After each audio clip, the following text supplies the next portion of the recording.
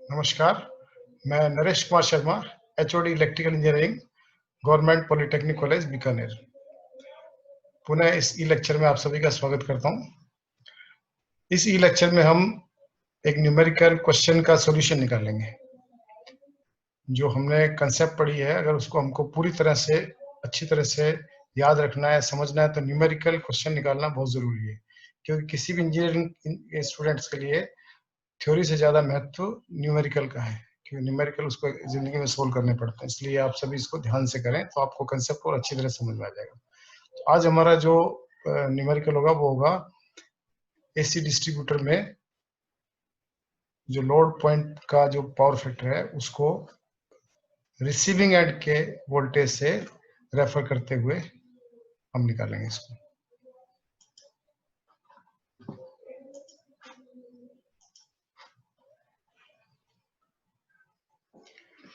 तो ये हम क्वेश्चन ले रहे हैं अभी। ये हमारा एक क्वेश्चन है।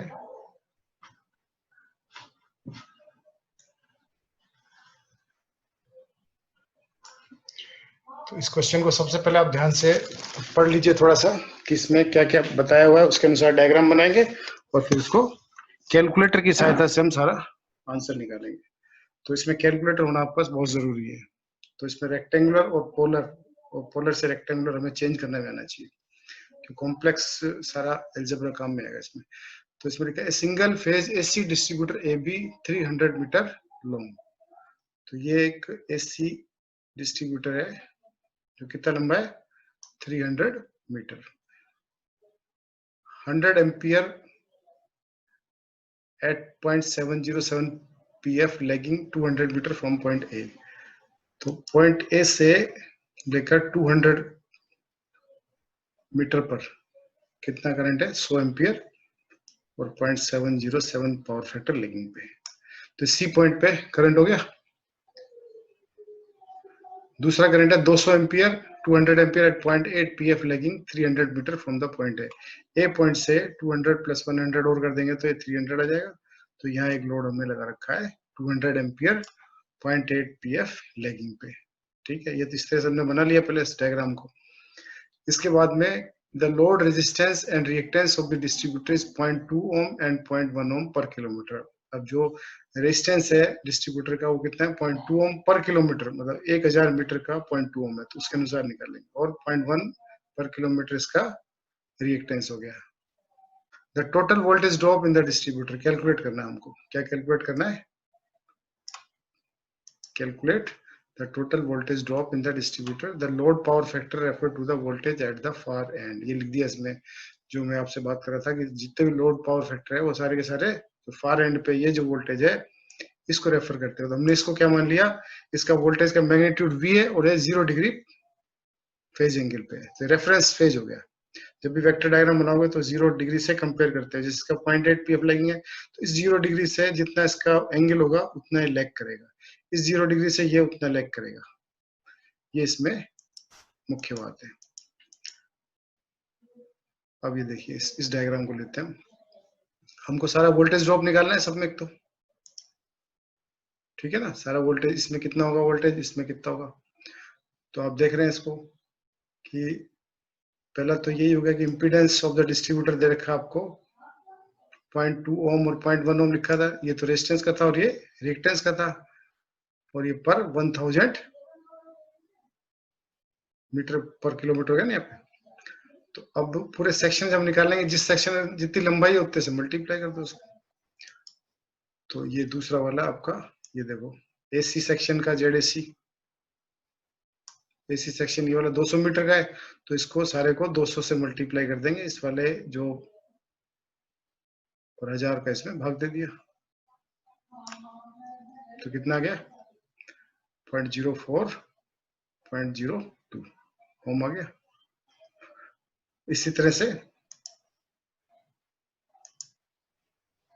इसका आ गया सीबी सेक्शन का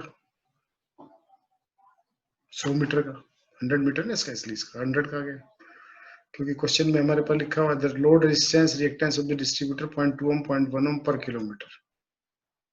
अब इसमें 1 कंडक्टर का या 2 कंडक्टर ऐसे दे नहीं रखा है, तो हम इसको एक बार पूरी लाइन का ही लेके चलेंगे, तो उसी के अनुसार हम इसको करेंगे। अब वन कंडक्टर लिखा होता तो लेते हैं हम इसको। तो यहां तक हमारा हो गया। अब क्या होगा, इस इंपीडेंस को इसके ड्रॉप से मल्टीप्लाई कर देंगे, सॉरी इस इंपीडेंस को इसके करंट से मल्टीप्लाई कर देंगे। तो इस सेक्शन में सीबी में करंट कितना होगा, जो करंट यहाँ पे आ रहा है वही करंट I2 करंट है ना। तो इस I2 करंट को वेक्टर नोटेशन में लिख लेंगे कॉम्प्लेक्स क्वांटिटी के हिसाब से। तो ये I2 करंट हो गया, cos phi2 माइनस, माइनस क्यों लगाया, क्योंकि लैगिंग पावर फैक्टर है। तो ये हो गया 200, तो मैग्नीट्यूड है इसका, तो 0.8 आपको लिख रखा है लैगिंग। तो जब cos 0.8 होगा साइन क्या हो जाएगा, 0.6 हो जाएगा। तो ये 0.8 हो गया और ये 0.6 हो गया, मल्टीप्लाई करके लिखेंगे तो ये आ गया 160 माइनस जे 120 एम्पियर। अब इसको फिर क्या करेंगे, पोलर फॉर्म में और हम लिख देंगे। तो ये आपको पोलर फॉर्म लिखा 200 और एंगल माइनस 36.86 डिग्री, क्योंकि इससे आसानी होती है। मैग्नीट्यूड कितना हो गया 200 एम्पियर, और एंगल हो गया इसका इसके रेफरेंस में, जीरो के रेफरेंस में ये एंगल कितना है, माइनस 36.86 हो गया। जो वेक्टर डायग्राम खींचोगे तो एंगल आपको यहाँ से इजीली मिल जाएगा, इसलिए पोलर फॉर्म में लिखना जरूरी है इसको। फिर दूसरा करंट कौन सा है, I1, ये कितना है 0.707 pf लैगिंग पे। तो सेम इसको भी हम एंगल निकाल के, और cos phi2 और sin phi2, जब इसका पॉइंट, इसका जो 0.707 है, तो यहाँ हो जाएगा दोनों का ही होगा ना, 0.707 cos है तो sin भी सेम होगा, 45 डिग्री हो गया। तो ये आपका ये आ गया, और फाइनली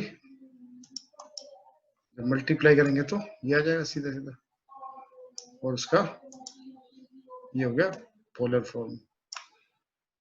तो इस तरह से हम इसको भी I1 और I2 दोनों को वेक्टर नोटेशन में लिख लिया। अब इस सेक्शन में करंट कितना होगा, नोड फॉर्मूले से सी पॉइंट पे एक बाहर जा रहा है इधर, एक इधर जा रहा है, तो इसका मतलब इन दोनों का जोड़ आएगा ना, I1 प्लस I2 क्या आ जाएगा, यहाँ पे आ जाएगा।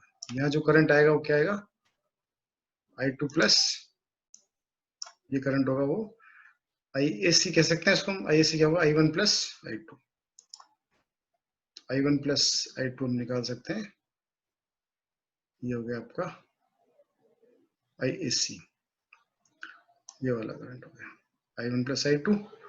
तो I1 का वैल्यू हमने यहाँ निकाला है, रेक्टेंगुलर फॉर्म में लिख दिया इसको, जोड़ना है इसलिए। I2 का मान भी लिख दिया रेक्टेंगुलर फॉर्म में, रियल में रियल और इमेजिनरी इमेजिनरी में जोड़ दिया था, आपको ये आ गया। और फिर इसको पोलर फॉर्म में लिख देंगे तो ये आ जाएगा। ये कैलकुलेटर्स करना आप। तो इस तरह से हमने करंट सारे सीबी सेक्शन का निकाल लिया और एसी सेक्शन का निकाल लिया। अब एसी सीबी का जो इम्पीडेंस उससे मल्टीप्लाई कर देंगे तो वोल्टेज ड्रॉप आ जाएगा। अब इसका सीबी का इम्पीडेंस कितना था, जेड सीबी, तो जेड सीबी का 0.02 0.01, ठीक है। तो ये वीसीबी आ जाएगा आईसीबी इंटू जेड सीबी। तो ये आईसीबी का मान आ गया करंट का, और ये इम्पीडेंस का गया इधर। तो ये फिर इसका टोटल वैल्यू आ गया। तो इस तरह से हम easily voltage drop CB section में निकाल लिए। इस वाले सेक्शन में सीबी सेक्शन का वोल्टेज ड्रॉप आ गया।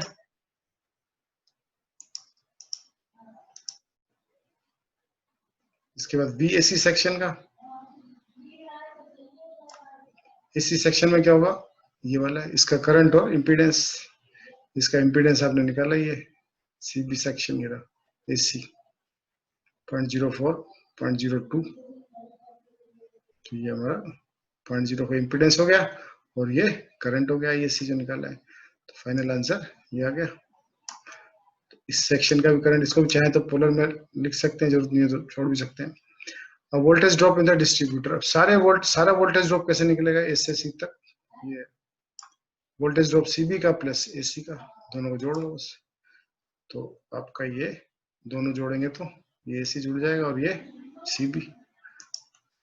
ये दोनों क्या चीज है, दोनों ध्यान रखना वेक्टर है दोनों, ये भी वेक्टर है और ये भी वेक्टर है। फिर इसको वीएससी को लिख दिया, ये आ गया वीएससी, और ये वीसीबी। दोनों को जोड़ेंगे तो ये नीचे वाला 17.44 3.81 और इसको फाइनली जब आप लिखेंगे तो आप लिख सकते हैं इसको, ये आंसर आ गया आपका। तो मैग्नीट्यूड कितना है इसमें, टोटल वोल्टेज ड्रॉप कितना हो गया 17.85 तो मैग्नीट्यूड हो गया, और जो फार एंड पे वोल्टेज VB है, जो हमारा फाइनल वोल्टेज है फार एंड पे लास्ट वाला VB है, इस वोल्टेज से ये क्या हो गया -12.32 डिग्री से लैग करेगा। तो इस तरह से हम इसको बड़ी आसानी के साथ कैलकुलेट कर सकते हैं। तो ये क्वेश्चन एक जो मैंने आपको कराया, इससे आपको जो हमने कंसेप्ट पढ़ी है वो अच्छी तरह से याद हो जाएगी। है इसमें सिर्फ कैलकुलेटर का यूज करना आपको। तो थैंक यू, और आप इसको अपनी ट्यूटोरियल की नोटबुक वगैरह में उतार लें, इसको प्रैक्टिस करेंगे तो आसानी से आप इसको सोल्व कर सकते हैं। Thank you so much.